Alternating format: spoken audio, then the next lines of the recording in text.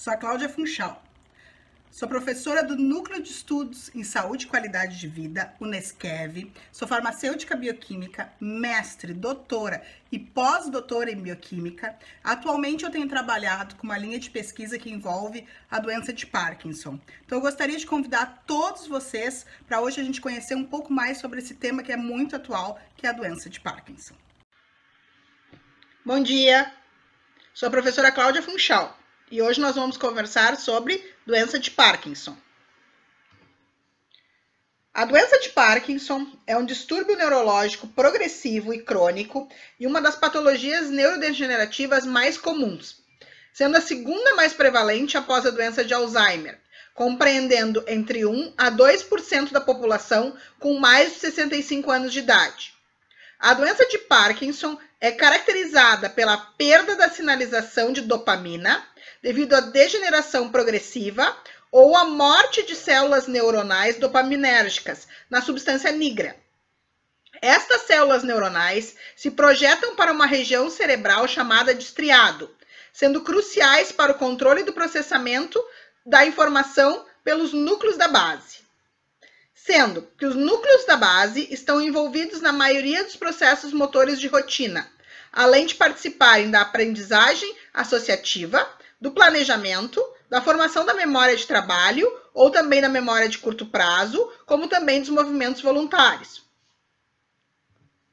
Em condições normais, a dopamina sintetizada intracelularmente nos neurônios dopaminérgicos da substância nigra é liberada no estriado, através de seus terminais e é reconhecida pelos receptores D1 e D2 dos neurônios, mantendo o equilíbrio entre a estimulação e a inibição motora.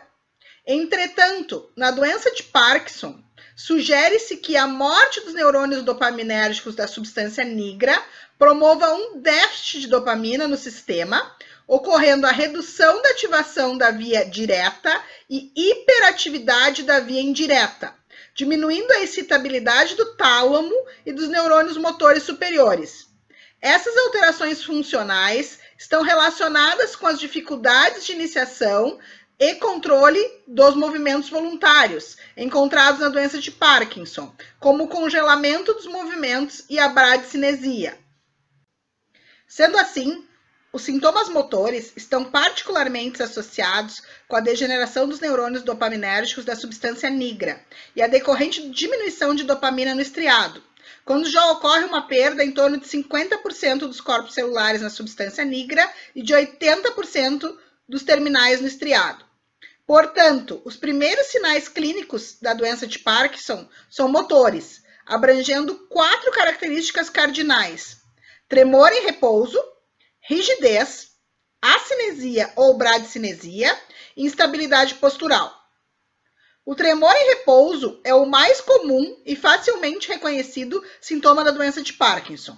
Os tremores são unilaterais e quase sempre são proeminentes na parte distal de uma extremidade. Os tremores das mãos são descritos como supinação-pronação, que se espalham de uma mão para outra.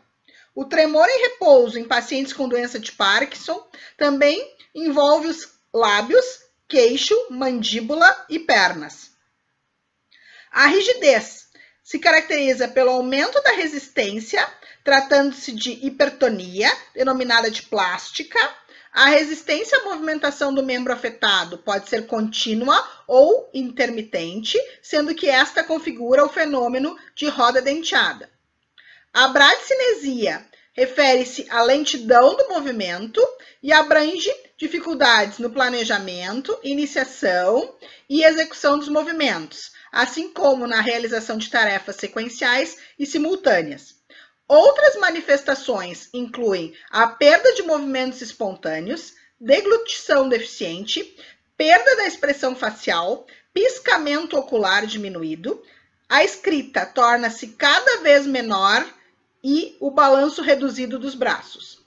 Outro distúrbio motor relacionado à acinesia é a aceleração involuntária na execução de movimentos automáticos, e a sua forma mais conhecida é a festinação, que se caracteriza por uma aceleração involuntária da marcha. A instabilidade postural é decorrente da perda de reflexos de readaptação postural. É geralmente manifestada em estágios tardios da doença de Parkinson, eventualmente evidenciada em mudanças bruscas de direção durante a marcha. A instabilidade postural, juntamente com o congelamento da marcha, é a causa mais comum de quedas e fraturas nestes pacientes. Em estágios mais avançados da doença de Parkinson, a perda de dopamina acomete não apenas as regiões da substância nigra e suas projeções, como também outras regiões do córtex cerebral, do tronco e também da medula espinhal. Deste modo, devido ao acometimento de áreas diversas, é possível concluir que muitos sintomas da doença de Parkinson podem estar relacionados. Estes sintomas são chamados de não motores. Eles incluem disfunção autonômica, distúrbios cognitivos, gastrointestinais e neurocomportamentais, além de anormalidades sensoriais e também anormalidades de sono. Além da perda de neurônios dopaminérgicos na substância nigra, outra característica histopatológica importante na doença de Parkinson é a presença dos corpos de Levy, que são inclusões de agregados proteicos intracelulares, compostos principalmente pela proteína alfa-sinucleína, uma proteína pré-sináptica envolvida com a reciclagem de vesículas e também na compartimentalização de neurotransmissores. São encontrados no citoplasma de neurônios e das células gliais e são causados por uma falha no sistema de degradação da célula. A etiologia exata da doença de Parkinson ainda permanece desconhecida, mas acredita-se que a combinação da suscetibilidade genética e de fatores ambientais, incluindo metais e herbicidas, possam desencadear esta patologia. O estresse oxidativo e a disfunção mitocondrial também são mecanismos importantes e discutidos na literatura como possíveis causas da doença de Parkinson. Os fatores de risco ambientais frequentemente associados com o desenvolvimento da doença de Parkinson abrangem o uso de pesticidas, o consumo de água de poço, a exposição a herbicidas, a proximidade de instalações industriais ou pedreiras e a moradia em zona rural. A detecção precoce da doença de Parkinson é difícil de ser obtida. Não há um exame determinante para diagnosticar a doença. O diagnóstico é geralmente feito com base na história e no exame clínico. Amostras da escrita à mão, análise da fala, perguntas feitas em forma de entrevista, abordando o desenvolvimento da sintomatologia e o exame físico são usados no estágio pré-clínico para identificar as primeiras manifestações da doença.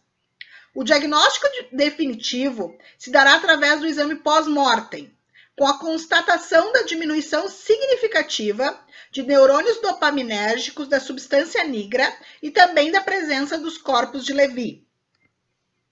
O tratamento farmacológico tradicionalmente é voltado na administração de medicamentos que restituam a sinapse dopaminérgica nos núcleos da base.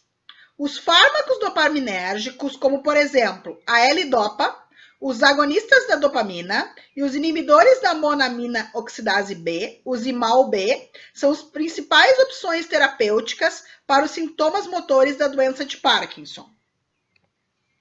Apesar da extensa pesquisa farmacológica, dos avanços realizados nas últimas décadas, os tratamentos disponíveis não alteram a progressão do processo neurodegenerativo da doença de Parkinson. A maioria dos pacientes irá ainda sofrer, eventualmente durante o tratamento farmacológico, com complicações motoras de difícil controle e que significantemente diminuem a sua qualidade de vida, sendo, portanto, necessária a descoberta de novas estratégias neuroprotetoras para diminuir ou retardar a evolução desta doença. Então, essa foi a nossa videoaula sobre a doença de Parkinson. Se você gostou, não se esqueça de deixar o seu joinha e de se inscrever no nosso canal. Até breve!